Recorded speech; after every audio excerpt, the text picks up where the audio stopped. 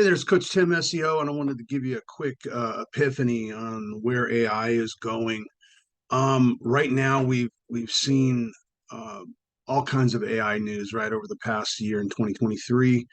ChatGPT, which is OpenAI, and the world was has been trying to catch up ever since they were first. And there's a book about I think it's called positioning, and it's about being first. There's power when you're first, and they're holding a lot of the cards. A lot of the stuff that's out there on the web operates off their API. I have a bunch of software that works off their API, including GPT and graphics DALL-E. What I want to do is to know that to guess the future is to know the past. Years ago, a mentor of mine, Rich Sheffrin, taught me that it's better to do something shitty than not at all. So if you have a concept, a technology, a thing that you think will change in your market, you should probably jump on it because there are no new ideas. Um, so the big players in GPT or in what's it called, generative text, excuse me. It was GPT, right? OpenAI, and then Bard had the answer. Google had the answer with Bard. Then Claude, which is by Anthropic, which is pretty cool. And I think that's the biggies. And then Elon Musk just announced that I can't remember what it's called. Grock. Grock is out there, and I haven't tested that yet. I don't know anybody who has. Um, but where's this all going? Well, in technology seeks to be free, just like information, right? And so you have to keep making it better, more sexy to make it more useful so that the the idea of free is not entering into the consumer's mind, which is why I always thought it weird that a OpenAI started off with a free model. 3.5 is free, but very quickly they countered that with a paid version, $20 for the for the all the accoutrements. Now within those accoutrements are uh,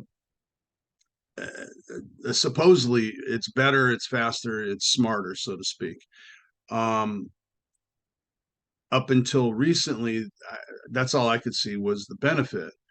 However, they have added a bunch of stuff.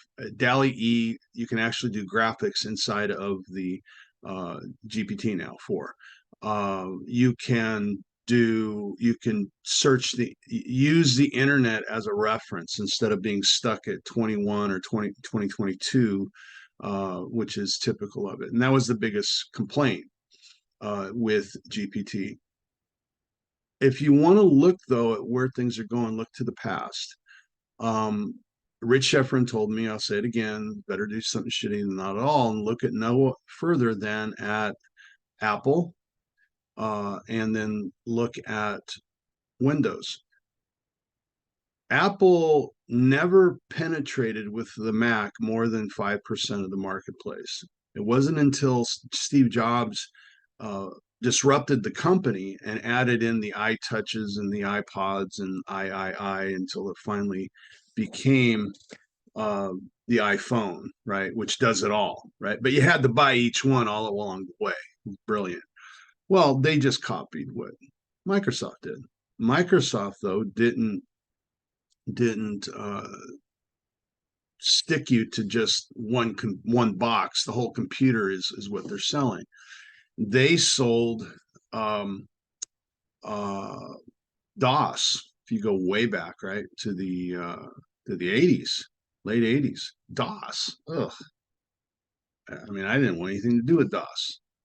Right? I had to do Fortran in college. Ugh, ugh, horrible. You know, punching the holes in the cards. And I promised I don't ever want to see a computer ever again. Then I had to do a simulation in the business school that simulated running a company, a manufacturing plant, if I recall. And it was a floppy disk that went into, I think it was DOS or it might have been 3.1. It wasn't until years later that I thought that the computer was practical. I went into an internet cafe in Redondo Beach. The girl I was dating thought we were all bohemian and this cool, and we went on the internet and the computer made sense, right? Internet,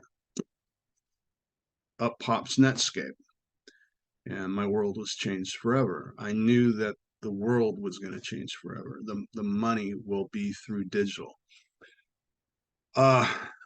It's these interfaces that make it make sense, right?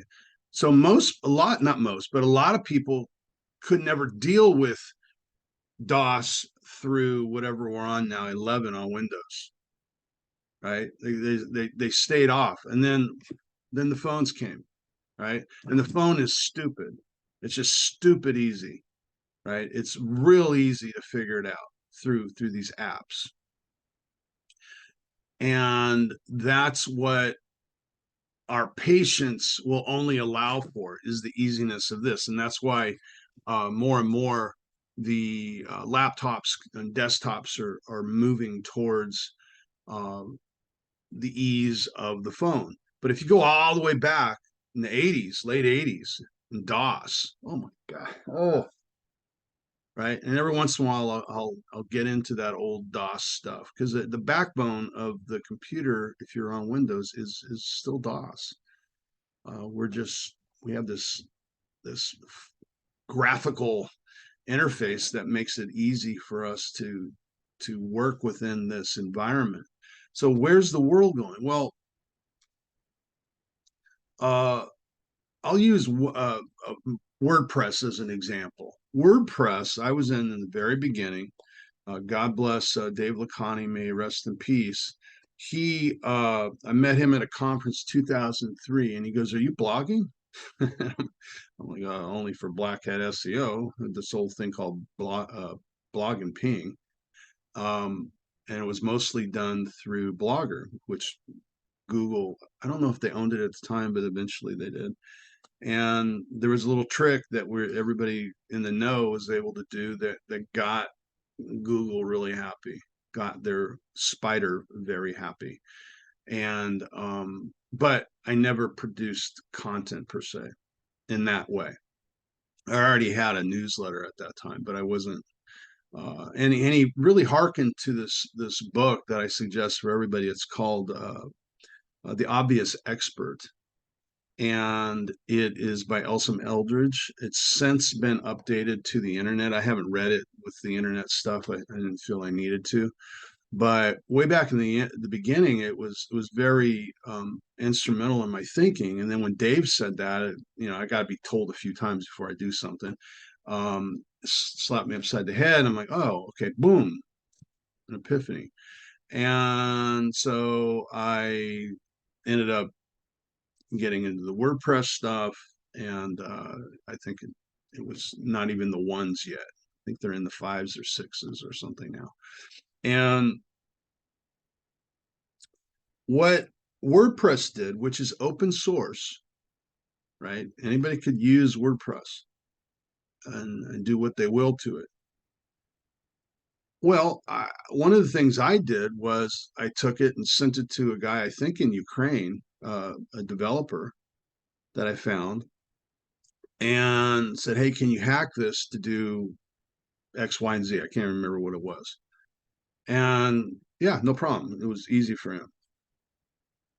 And a week later, I got this cool plugin that went into my WordPress. And if I was more forward thinking back then, I could have probably sold it. It was a great idea.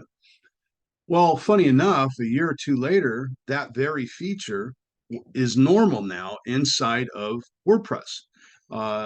Case in point, if you ever use widgets, I'm sure you do. If you get into your WordPress. Every WordPress has widgets.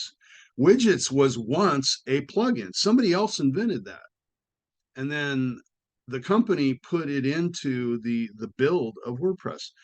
Um, Now I bring that up only to predict where OpenAI is going. OpenAI is letting the marketplace create the demands, create the changes.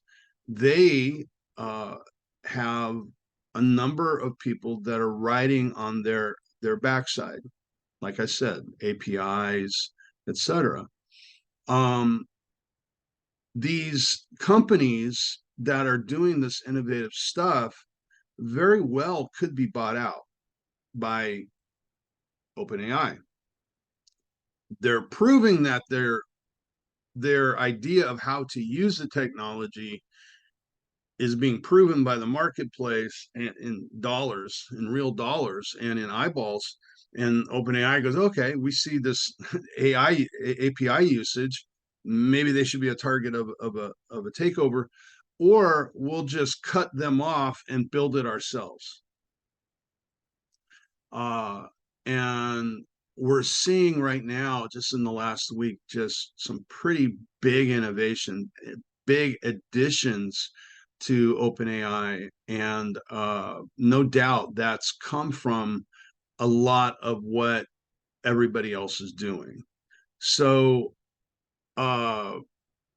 just be aware of that thing, and especially with AI, by definition, it changes fast. The world is changing at a hyper rate because, again, AI learns, it self-learns, right? It learns on itself. So be aware of that, and where things are going, and before you're willing to park your tent on one platform or whatever, realize that you spend all this time with this one platform, and they very well may pull the rug underneath it.